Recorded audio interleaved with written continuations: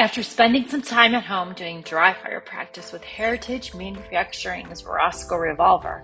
I'm now out on the range getting some time on task with my new firearm and shooting a few law enforcement courses of fire suggested by Claude Werner, the tactical professor.